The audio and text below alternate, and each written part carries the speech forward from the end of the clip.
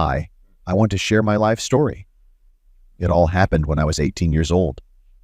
I started to prepare for a session in physics, but I was not good at it, so I decided to go to one teacher. On the first day of class, I showed up earlier than the scheduled time. At that time, I didn't know who would teach me, so I just waited for further developments. That day, the class was postponed and I went home.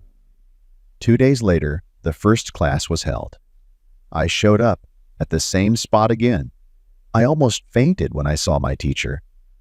She was a tall, blonde, brown eyes, emphasized facial features. All in all, I fell in love. I walked over and said hello. I found out later that her name was Melissa. She's 28 years old and single.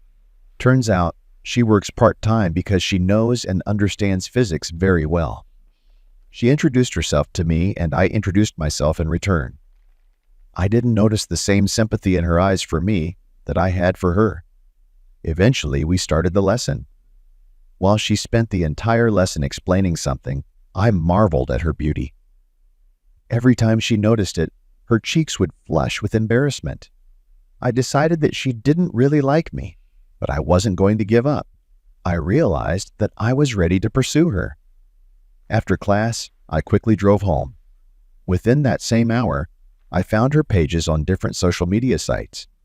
I texted her and asked her where she lived. At first, she was understandably reluctant to say, but then she did give me her address. I realized that breaking into her apartment was not an option. I ordered a courier to deliver a large bouquet of flowers to her home. I knew she'd know who the gift was from. At the next session, we just chatted, looked into each other's eyes, and laughed. The atmosphere was very cozy. We exchanged phone numbers, and I found out she lived alone. When the class came to an end, I gave Melissa a big hug, and I wasn't surprised when she reciprocated. I had no doubt that it was love. Afterward, she texted me that I could come visit her if I wanted to. Naturally, I wanted to. I told my parents that I was going out with my friends and went to her place. 20 minutes later, I was already standing at her doorstep. Surprisingly, it was clean, unlike many others. I went up to the right floor and rang the doorbell. Melissa opened it quickly. She took a bottle of champagne and another bouquet of flowers from my hands. I walked through and took off my shoes and outerwear. Melissa was dressed in a tank top and shorts. She closed the door behind me and led me into the kitchen. I suggested a glass of champagne, and she happily agreed. I opened the bottle and poured it into glasses. And I made a toast. As corny as it sounds, but I'm glad that fate brought us together. As soon as I saw you for the first time, I knew you were the one I was looking for. Melissa smiled and said she was glad to meet such a handsome guy. Then we had a drink and talked about different topics. We recognized each other's interests, learned about life. When the champagne was finished, Melissa took my hand and dragged me along. We just fell in love with each other, and that's when we started dating. Yes, we have an age difference, but as smart people say, love comes in many forms. We were together for almost a whole year until Melissa excited me with the news of her pregnancy. Soon we will get married and live as a complete family. I was beyond thrilled when Melissa shared the wonderful news of her pregnancy. After almost a year together, we were finally a real family. I hugged Melissa tightly, kissing her smiling face. We're having a baby. I repeated in awe and wonder. Melissa laughed, happy tears glistening in her eyes. Can you believe it? We're really doing this. I'm going to be a mom. She gently placed my hand on her still flat belly. My heart raced as I imagined the tiny life we had created growing there. I insisted that we begin wedding preparations immediately. Although Melissa said we could wait until the baby came, I wanted us to be officially married first. The thought of Melissa walking down the aisle pregnant with our child filled me with pride and excitement. When we shared this news with our families, the reaction was mixed. My parents were cautious. They knew I loved Melissa deeply, but an unplanned teen pregnancy worried them. Melissa's parents were far less enthusiastic.